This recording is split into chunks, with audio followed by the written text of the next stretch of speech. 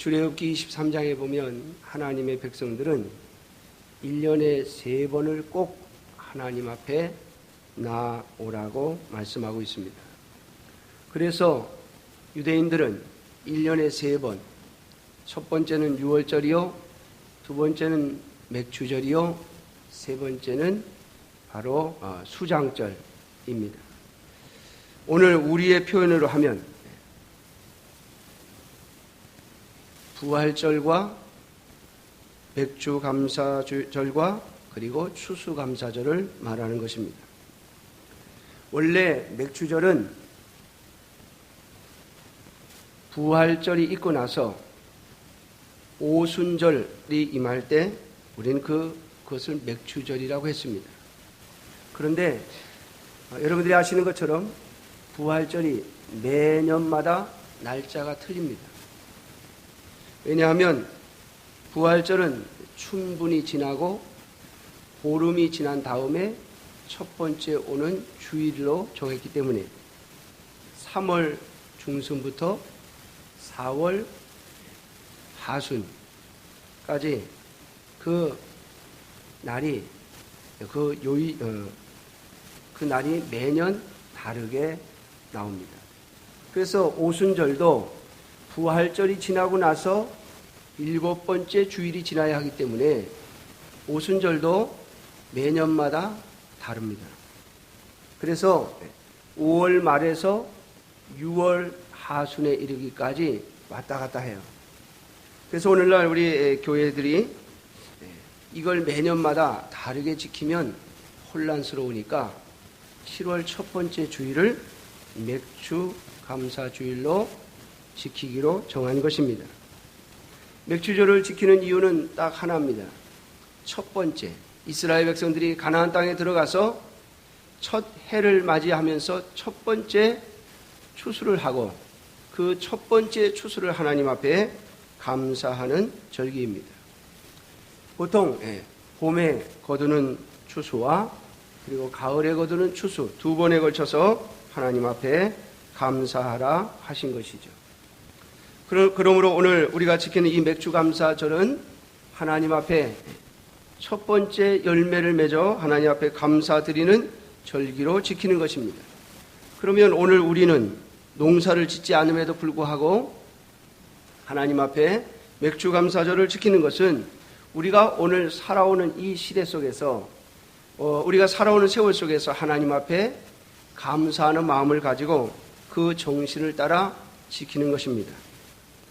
특별히 맥주절을 7월 첫째 주일로 정한 것은 아마도 1년의 절반을 보내고 나서 하나님 앞에 감사하자고 정해서 지키는 절기가 아닌가 생각합니다. 오늘 본문을 보면 범사에 감사하라라고 18절에 말씀하고 있습니다. 우리가 하나님 앞에 범사에 감사하라 라고 하는 이 말씀을 따라서 오늘 저는 여러분들에게 우리가 하나님 앞에 범사에 감사해야 하는 이유를 말씀드리려고 합니다. 왜냐하면 감사라고 하는 것은 아무런 이유 없이 그냥 나오는 것이 아니기 때문이죠.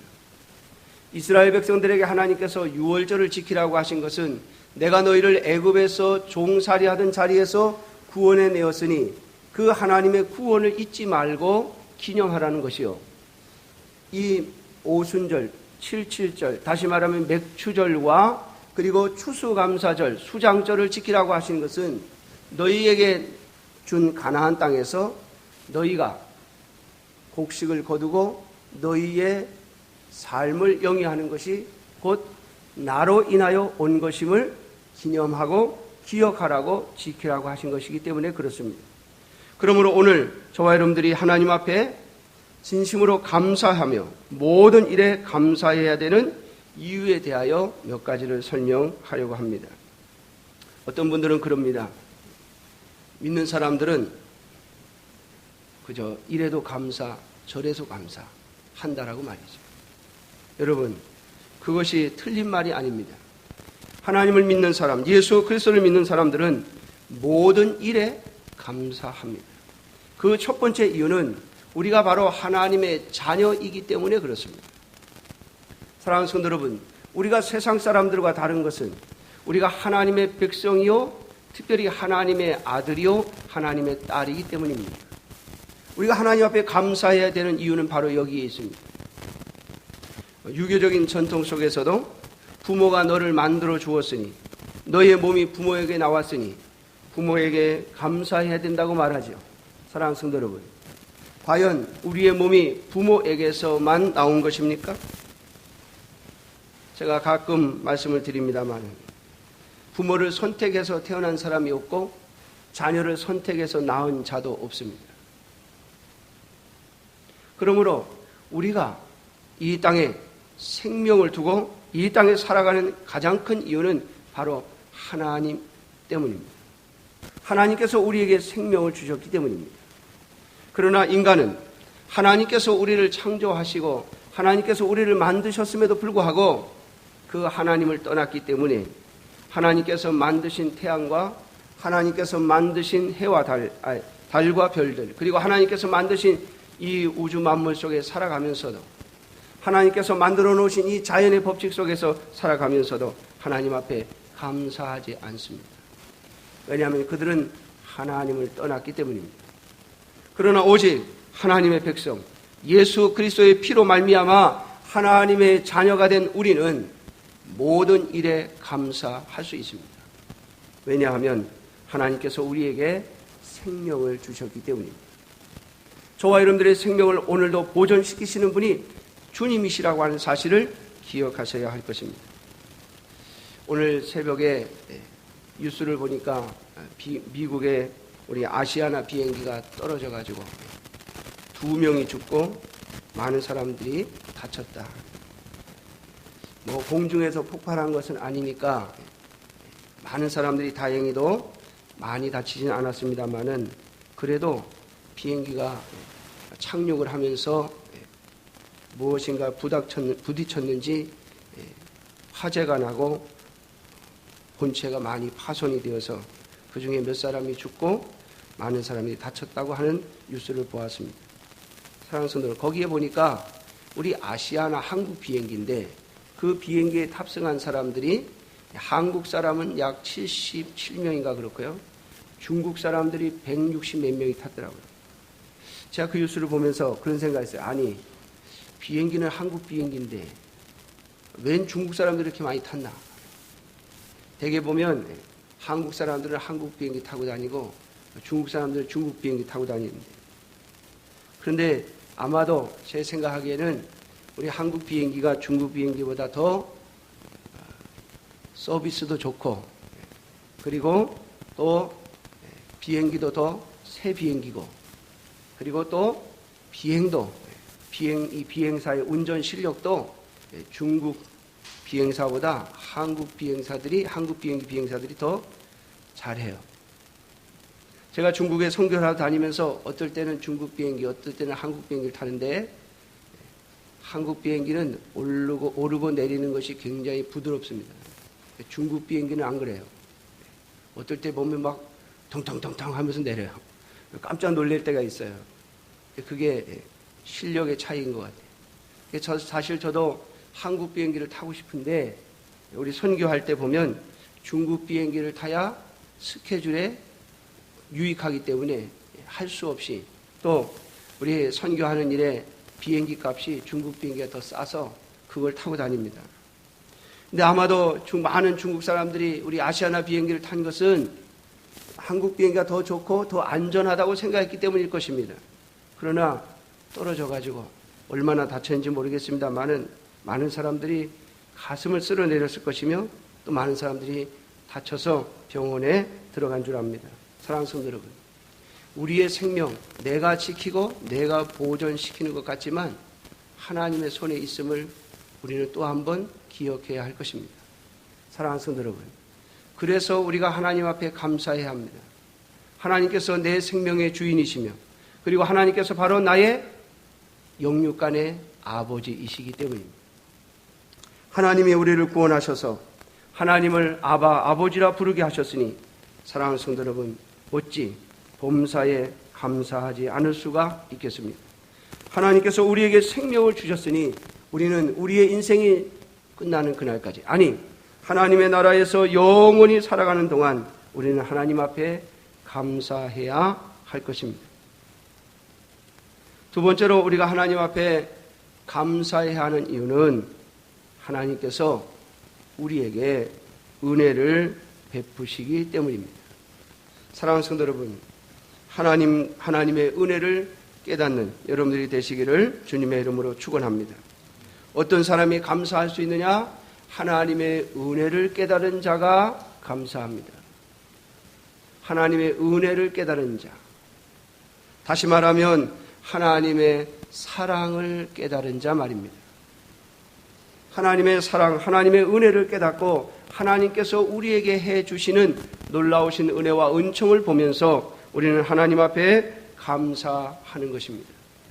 우리가 노력하고 수고해서 얻는 것 같지만은 하나님께서 우리를 지켜주시고 보호해 주시고 우리에게 은혜를 더하여 주지 아니하시면 우리는 하나님 앞에서 이 땅에서 온전히 살아갈 수가 없기 때문입니다. 사랑하는 성도 여러분, 이스라엘 백성들에게 하나님께서 너희가 봄에 추수를 하고 가을에 추수를 할 때 꼭 내 앞에 나와 예루살렘 성전에 와서 나 여호와께 감사하라 라고 말씀하신 것은 이스라엘 백성들에게 주시는 모든 물질이, 이스라엘 백성들에게 주시는 모든 복이 바로 하나님께로부터 온 것임을 잊지 말라고 하시는 것입니다. 사랑하는 성도 여러분, 하나님께서 오늘도 우리에게 이 감사의 절기를 지키라고 하시는 이유가 무엇입니까? 우리가 비록 이 땅에서 세상 사람들과 함께 하나님을 알지 못하는 자들과 함께 세상의 원리를 따라 사는 자들과 함께 살아가고 있지만 우리는 하나님의 은혜 가운데 살아가고 있음을, 하나님께서 우리를 돌보시고 우리의 생명을 지켜주실 뿐만 아니라 우리의 삶의 모든 과정 속에서 역사하고 계심을 잊지 말고 기억하라고 주신 은혜인 줄로 믿습니다. 이것을 기억한다면 하나님 앞에 감사하지 않을 수가 없는 것이죠. 여러분, 농사는 누가 짓습니까? 이스라엘 백성들이 짓습니다. 그런데 여러분, 하나님은 이것은 내가 주는 은혜라고 말씀하시며 그리고 나에게 와서 감사하라고 말씀하고 있습니다. 하나님은 이스라엘 백성들을 가나안 땅, 광야의 땅에 데려다 놓으시고 그들에게 그곳에서 농사를 지으며 살라 하시면서 내가 너희를 보호하고 인도하고 역사한다고 말씀합니다.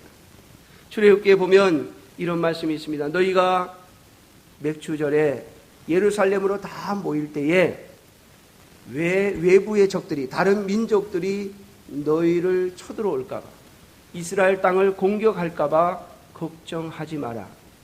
내가 그들을 막을 것이다 라고 말씀합니다. 사랑하는 성도 여러분, 하나님은 우리에게 감사하라 하시면서 그냥 감사하라고만 하시는 것이 아니라 우리의 모든 감사하는 백성들의 모든 뒤를 돌보아 주시는 분임을 잊지 말아야 할 것입니다. 사랑하는 성도 여러분, 오늘 저와 여러분들이 하나님께서 주신 은혜에 감사하지 아니하면, 하나님께서 우리에게 주신 복에 감사하지 아니하면 하나님은 그 복이 누구에게서 온 것임을 알게 하실 것입니다. 이스라엘 백성들이 하나님 앞에 감사하지 아니할 때에 하나님은 그들을 이방 민족들에게 파셨습니다. 성경의 역사가 우리에게 그것을 보여줍니다. 이스라엘 백성들이 하나님 앞에 감사하지 아니하고 그들에게 온 복이 하나님께로부터 온 것임을 온전히 고백하지 아니할 때에 하나님은 이스라엘 백성들을 이방 민족의 손에 맡기십니다. 그들이 와서 이스라엘 백성들을 괴롭게 하고 고통스럽게 할 때에야, 그때서야 이스라엘 백성들은 다시 하나님을 찾죠. 사랑하는 성도 여러분, 여러분들도 그러한 삶을 반복하기를 원하십니까? 이미 하나님께서 하나님의 말씀을 통하여 우리에게 가르쳐 주셨습니다. 우리에게 오는 모든 복이 여호와께로부터 오는 것이라고. 이것을 잊지 말고 기억하고 기념하라고 말씀합니다. 우리가 하나님께로부터 모든 것이 오는 것임을 기억하고 진심으로 감사하게 될 때 하나님은 우리에게 주신 복을 더하실 것입니다. 그러므로 사랑하는 성도 여러분, 하나님 앞에 범사에 감사하며 진심으로 감사하는 여러분들이 되시기를 주님의 이름으로 축원합니다. 하나님께서 여러분들에게 주신 복을 더하여 주실 것이며 복의 복을 주실 것임을 믿습니다. 마지막 세 번째로 우리가 하나님 앞에 감사해야 하는 이유는, 범사에 감사해야 하는 이유는 우리가 어려움을 당했을 때도 감사해야 한다라고 하는 사실입니다. 여기에는 두 가지 이유가 있습니다. 하나님께서 하나님의 백성들을 고통스럽게 하실 때에는 두 가지 이유가 있습니다. 하나는 그 백성, 하나님의 백성들이 하나님 앞에 범죄함을 알게 하시기 위해서. 내가 지금 나에게 뭔가 잘못하고 있다. 여러분, 부모가 자녀를 불러다가 야단을 치고 또 종아리를 치는 이유가 무엇입니까? 너 이거 잘못했다라고 하는 것이죠. 하나님께서 우리에게 고난과 고통을 주실 때는 하나님께서 우리에게 말씀하시고 싶으신 것이 있는 것입니다. 그러므로 사랑하는 성도 여러분, 고난을 통해서 하나님의 은혜를 깨닫는 여러분들이 되시기를 주님의 이름으로 축원합니다. 하나님께서 나의 죄를 지적하고 계시고 하나님께서 나를 책망하고 계시다면 사랑하는 성도 여러분, 그것은 감사해야 할 일입니다. 왜냐하면 사도 바울을 통해서 말씀하신 것처럼 만일 징계는 다 받는 것인 것을, 만일 징계가 없다면 그는 친아들이 아니라 사생자라고 했습니다. 다시 말하면 가짜 아들이라는 얘기예요. 우리가 하나님 앞에 범죄함에도 불구하고 하나님께서 아무런 징계도 우리에게 내시지 않는다면 그것은 굉장히 위험한 것입니다. 하나님께서 한 번에 치시든지 아니면 우리를 버려두신 것입니다. 그러므로 사랑하는 성도 여러분, 저와 여러분들에게 고난이 오고 고통이 올 때 하나님 앞에 감사하며 나의 죄를 고백하고 주님 앞에서 죄의 문제를 해결할 수 있는 저와 여러분들이 되시기를 주님의 이름으로 축원합니다. 하나님께서 심판의 때까지 우리를 그냥 두시지 아니하시고 그때 우리의 잘못을 깨닫게 하시려고 우리에게 고난을 주시기 때문입니다. 또 한 가지 이유가 있습니다. 우리에게 고난이 오는 또 한 가지 이유는 하나님께서 우리를 훈련시키시고 우리에게 더 좋은 것을 주시기 위한 도구입니다. 제가 여러 번 말씀드렸습니다마는 제가 우리 북한강 중학교에 처음 왔을 때는요, 어려움만 닥치면 제가 엎드려서 울었어요. 하나님 왜 이렇게 어렵게 하십니까? 이게 뭡니까? 어떻게 삽니까? 어떻게 견딥니까? 그러면서 울었던 적이 한두 번이 아닙니다. 그런데 한 1년, 2년쯤 지나고 나서 제가 하나님 앞에서 깨달은 은혜가 있습니다. 아, 하나님께서 이 어려움을 주시는 것은 무엇인가를 더하여 주시기 위한 도구이구나. 그래서 그 다음부터는 어려움이 생기면 엎드려서 기도하면서 생각을 합니다. 이번에는 하나님께서 이 어려움을 어떤 방법으로 해결하실까? 지난번에는 전혀 생각지 못해 기가 막힌 방법으로 하시더니 이번에는 또 하나님은 어떤 방법으로 이 문제를 해결하실까? 그런 기대를 하면서 하나님 앞에 엎드려 있는 제 자신을 발견한 적이 있습니다. 사랑하는 성도 여러분, 만약 우리에게 온 어려움과 환난이 나의 죄 때문이 아니라면 그것은 하나님께서 우리를 훈련시키시거나 아니면 우리에게 더 좋은 것을 주시기 위한 도구입니다. 그래서 사도 바울은 로마서에 말하기를 하나님의 자녀들에게는 모든 것이 합력하여 선을 이룬다고 말씀하고 있습니다. 그러므로 사랑하는 성도 여러분, 우리에게 오는 모든 환난은 우리를 넘어뜨리려고 하는 것이 아니라 우리에게 손해를 끼치려고 하는 것이 아니라 우리가 하나님 앞에 더 가까이 나아가서 하나님 앞에 더 크게 쓰임을 받기 위한 도구이며 하나님께서 우리에게 더 큰 은혜를 주시기 위한 과정임을 생각한다면 여러분, 그 어려움은 감사가 되어야 하지 않겠습니까?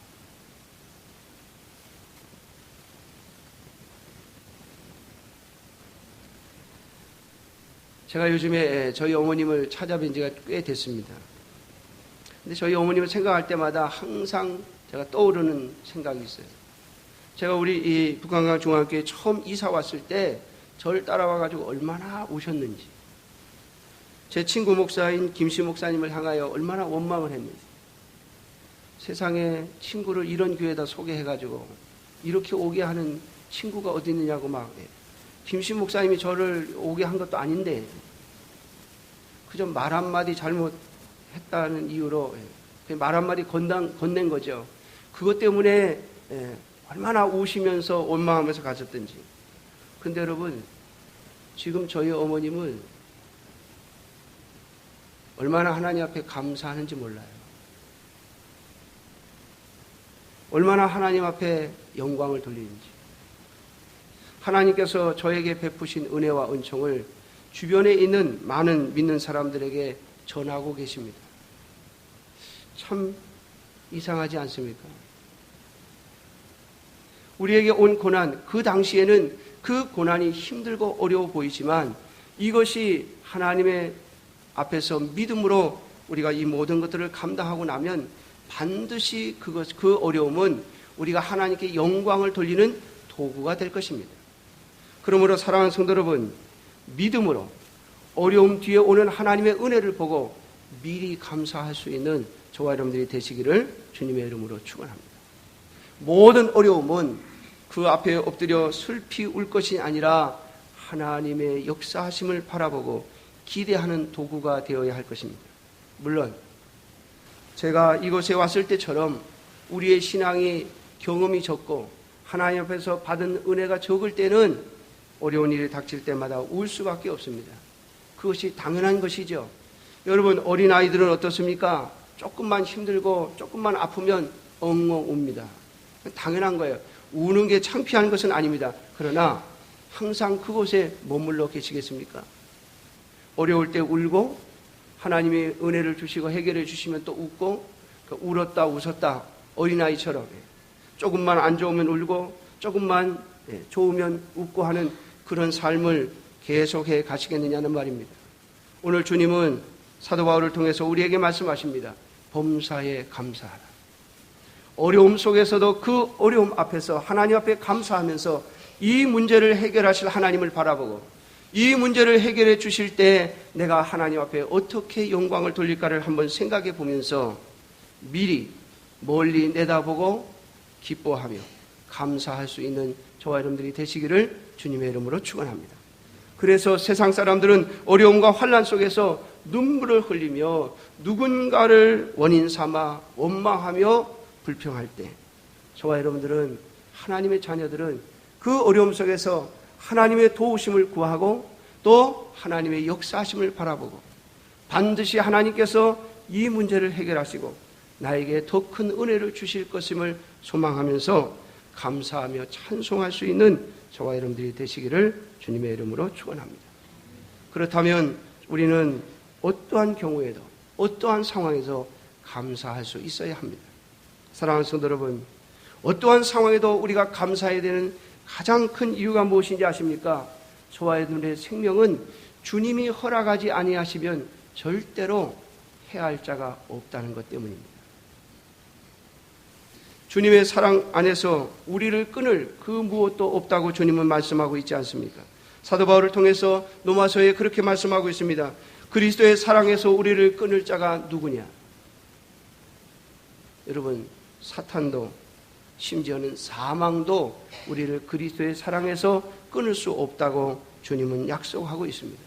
그렇다면 사랑하는 성도 여러분, 저와 여러분들이 살아있음을 감사하며 주님과 동행함을 감사하며 그리고 우리에게 주신 은혜를 감사하고 우리에게 닥친 어려움 속에서 하나님의 은총을 미리 내다보고 감사할 수 있는 자들이 되어서 범사에 감사하라고 하신 이 주님의 말씀이 저와 여러분들의 삶 속에서 이루어지기를 주님의 이름으로 축원합니다. 기도하겠습니다.